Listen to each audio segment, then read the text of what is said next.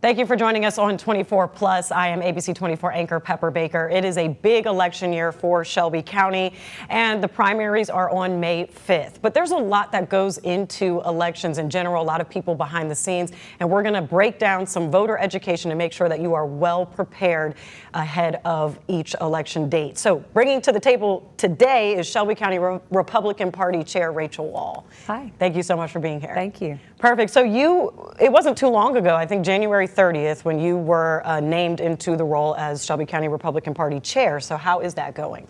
It's going great. I've been serving in a interim capacity for the last few months, but it was on the 20th of January that I was officially elected to serve as the permanent chairman of the Shelby County Party. Wonderful.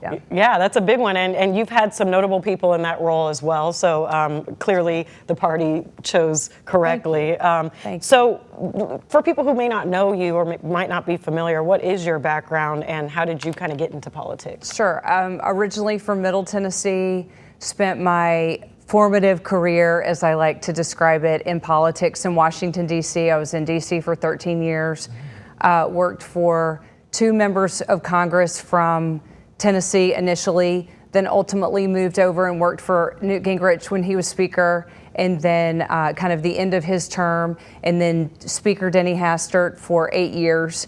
Then we lost the House in 2006, and I stayed on with 2 other members of Congress as in a shared role for the final year I was there. But I met my husband that last year, and he was from West Tennessee. And so that's how I got here, and had children and took a little pause from politics, but in the last few years have towed back in, worked in campaigns last fall, and that transitioned me to this party role. Yeah, so you have quite the resume there. Thanks. So you've worked in D.C. and then you've worked under prominent people in politics, and now you're in Shelby County. Yep. How would you kind of describe politics in Shelby County? Well, it's different. I mean, you know, I've had the luxury of working in the majority and the minority. More so, I would describe the luxury as the majority. But you know, that's not the case always here in Shelby County. It's a very blue county, and so as a Republican, you have to be really intentional about how you face campaigns and elections. And so, but it's fun and interesting. If you like politics, this is a great place to be in politics. Yeah. So we are working on trying to make sure people have as much knowledge as they can heading into all of the election dates, first one being the primaries on May 5th. So let's just take it back to a very simple level. So the Shelby County Republican Party chair, there's also a Shelby County Democratic Party as well. But what does the Shelby County Republican Party do? Well, we serve a variety of roles, but probably the most noteworthy right now is recruiting, vetting, selecting candidates who can pull a petition and run for office in Shelby County. And so we have a process in place. There are some basic rules if you want to run and serve in that way. And so that's our singular focus right now. Okay, and that's quite a focus because this election season is already shaping up to be quite an interesting one. So the bona fide process, or for a candidate to be bona fide, let's just take that term there. What does it mean to be bona fide? Well, it's kind of how the sausage is made in a way, but to be bona fide, you have to have voted as a Republican in 3 of the last 4 primary elections that included a statewide candidate. You have to have served in some kind of a role with the party. It's pretty subjective, but you might have volunteered on campaigns. You might have held signs. You might be a contributing member to the Republican Party. It's not expressly defined, but we're looking for someone who's been involved in some way. Okay, and how long does that vetting process typically take? Well, it's pretty straightforward in that your voting record is very easy to establish, but most of the people who want to run for office, they've already served in some way, or they've been involved, and so it's that part's pretty straightforward. The interviewing and meeting with candidates, that process takes longer. But in terms of the black and white factuality of who's qualified is pretty straightforward. Yes, most definitely. So this year is quite wild to me because there's just a lot of races on the ballot. We're talking about commission, the Shelby County mayor, sheriffs. There's quite a bit of partisan races and rumblings that even the school board might even be partisan at some point, or that's still working out. So I do want to focus, well, before I focus on one, what do you think are going to be the key races people should pay attention to this election? Well, on our side, certainly county commission, county mayor. I mean, all of them. Right. I want to say all of them because we have really walked down a path with all of these candidates. And from their perspective, their race is the race. And we want them to feel that from us too. There isn't a race that's really of less importance. They're all wins for the Republican Party. And so we try and face every single one of the races where we have a candidate in a very intentional way. Do you find, because you mentioned being kind of a blue county in a very deep red state, but you're the Republican Party chair for this county, are there kind of uphill battles with that, or how do you all kind of strategize around that? Sure. I mean, I think if we're being realistic, there are certain races that are more of a long shot for us.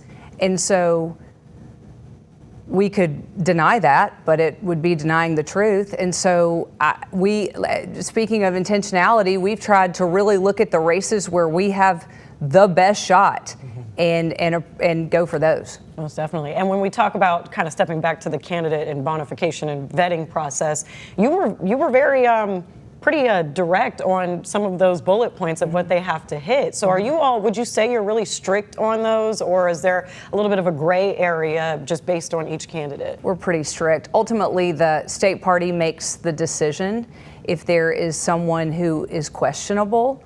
For example, if we have a race where neither, there's a primary where neither candidate is bona fide, then I think that there's more latitude there in letting those candidates run. If we're in a primary where one candidate's a bona fide and the other isn't, ultimately the state's going to make that decision, but I have a feeling I know how they'll vote on that decision. But we try and send them the best candidates we can, and then they make that ultimate decision. So then this may be kind of a silly question, but you just kind of popped something in my head. So if the county party does not bonify a candidate, they can still run maybe as independent, or can they still run as a Republican? That would be up to the state party to decide, yeah. Wow, interesting. Okay, so that seems to be a lot to have to figure out right before, again, May 5th, and we're already in February. I don't disagree, it is. You have quite a full plate there. So I do want to kind of zero in a little bit on the Shelby County mayor's race, because that one is ramping up. You all are potentially having an announcement on the Republican side on Thursday, which is tomorrow by the time you see this. But the Democrats, as you can see on your screen right now, have a loaded race as far as the people who've announced and who are bona fide. So those started as early as a year ago. Some of them announced their campaigns, but I noticed you all are just now kind of coming into that announcement. Is there a strategy behind waiting? Did you guys kind of want to see who was on the Democratic side before choosing who you give support to? Yeah, the only strategy was finding the right candidate. And that was a process. We met with a lot of people that we thought might make a great mayor. And ultimately, we believe we have found the candidate who will make an outstanding mayor for Shelby County, and we're extremely excited to announce that on Thursday. On Thursday. And now Republican County mayors is not quite, it's quite rare in Shelby County. I was kind of doing some digging and talking to some of my sources, and Mark Luttrell was the last Republican county mayor. So, how do you all think your odds really stack up? Well, pretty good, honestly. We've done some polling that tells us that